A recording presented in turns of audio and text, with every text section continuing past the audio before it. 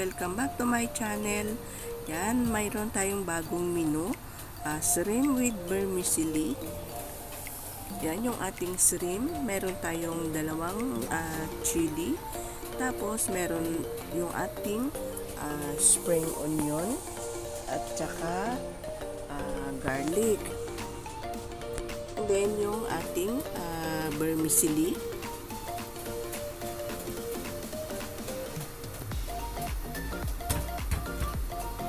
Pagkatapos nyan guys, isuswak muna natin yung ating vermicelli para malambot siya.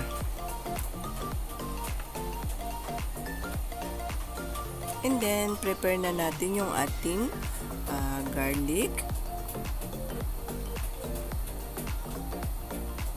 Imi-mince natin siya.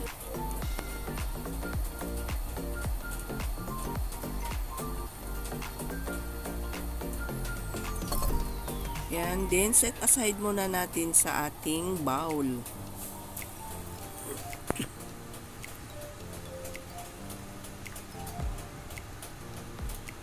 And then sunod natin yung ating spring onion. Slice na din natin siya, pati yung ating chili. And then yung ating shrimp, lilinisin na rin natin siya.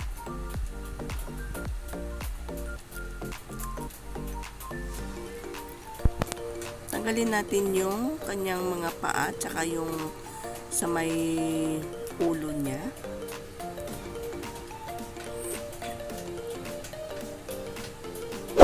Yan yung mga kamay-kamay guys, tsaka yung kanyang ulo. And then hiwain natin dyan sa likod. Kailangan guys maingat ka na maghawak ng shrimp, kasi baka mamaya yung kamay mo ang mahiwa ng kutsilyo.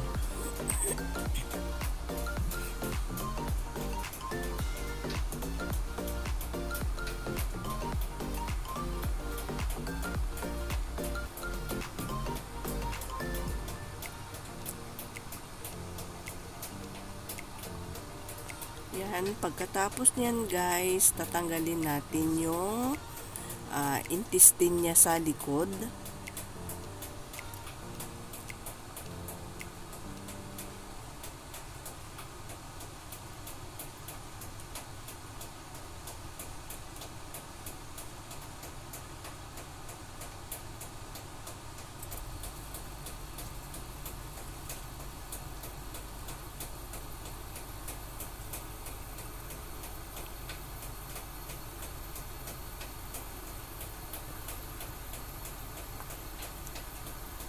Ayan, di pagkatapos natin matanggalan ng intestine sa likod, yung ating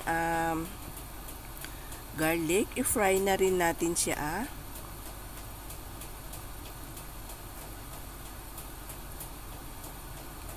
Fry natin hanggang sa mag-golden brown.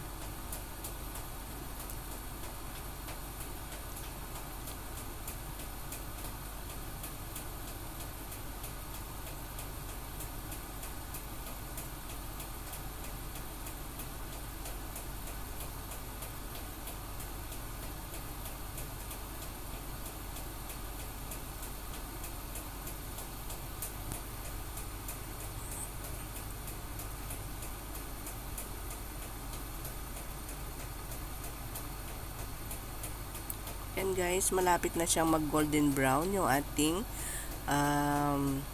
garlic.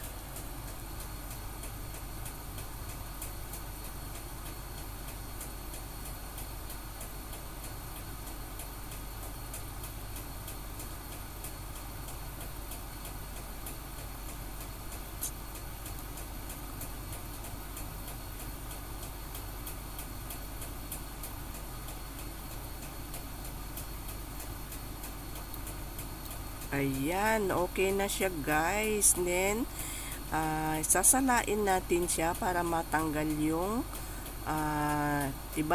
para wala siyang mantika guys.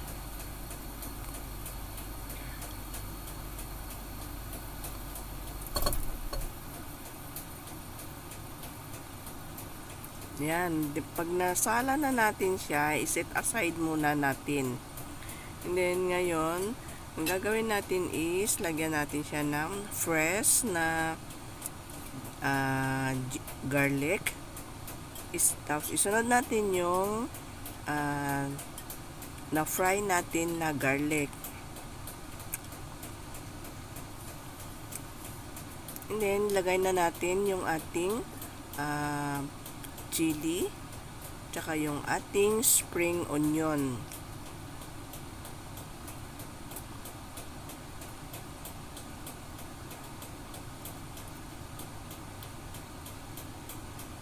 And then, lagyan natin ng kaunting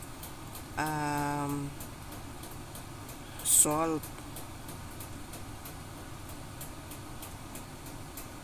And then, kaunting chicken powder or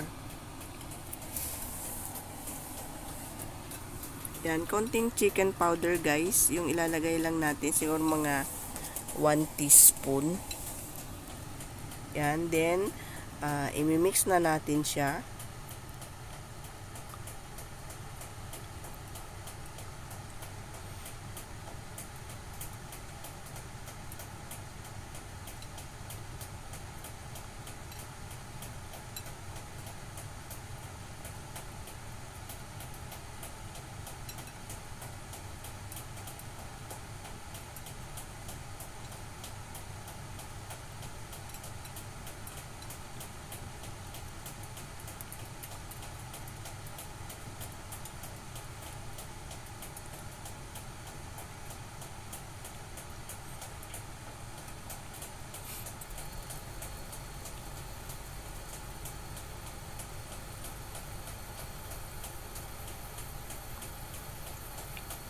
Ayan, na-mix na natin siya guys. And then, tingnan natin yung ating vermicelli. Yan, malambot na. And then, kukuha tayo ng aluminum foil. Yan, una natin ilagay sa aluminum foil yung ating vermicelli.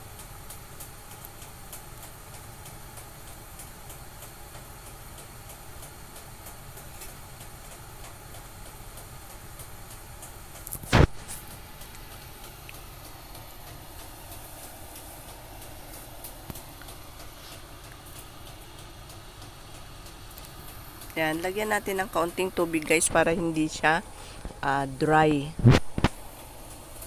Yan, and then pagkatapos niyan, ilalagay natin sa ibabaw ng vermicelli yung ating shrimp.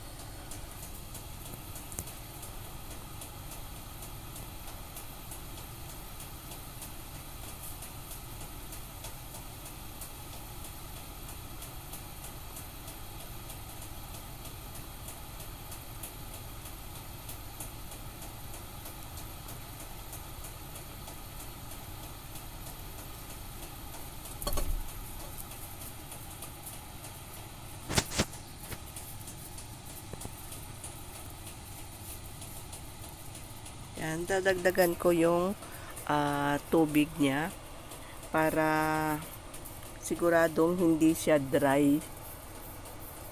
Yan, and then itakip na natin yung kalahati ng aluminum foil. And then, dyan sa gilid-gilid niya guys is ilalak natin para pag linoto natin hindi siya lalabas yung ating mga ingredients.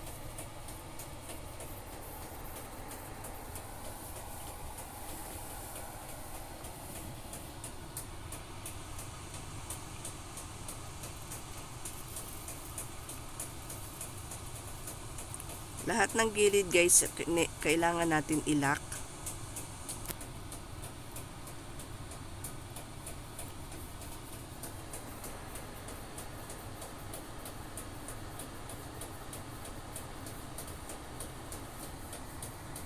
Yan, and then ilalagay na natin siya sa ating pan.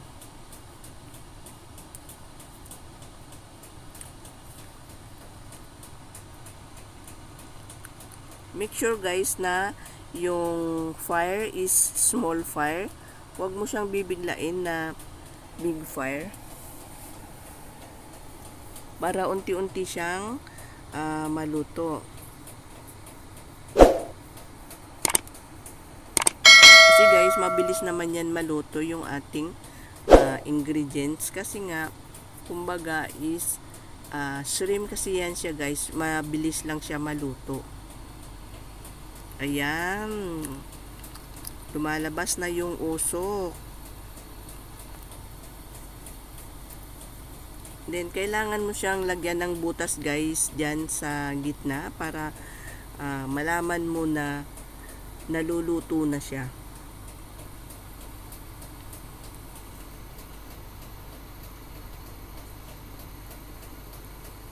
Yan, pag medyo lumobo na yung ating aluminum foil, means luto na siya sa loob.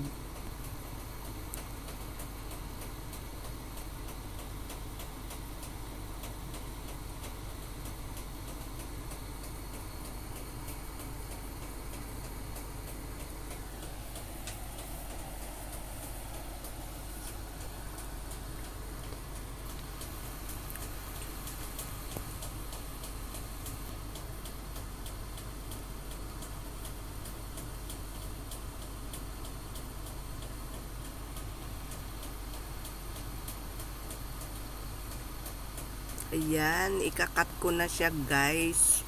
Kasi luto na siya. And ready to serve na yan siya guys. Thanks for watching guys. Sa mga manonood at magkiklik pa ng aking mga video. Please don't forget to like and subscribe and share na rin guys para lagi kayong updated sa aking mga i-upload.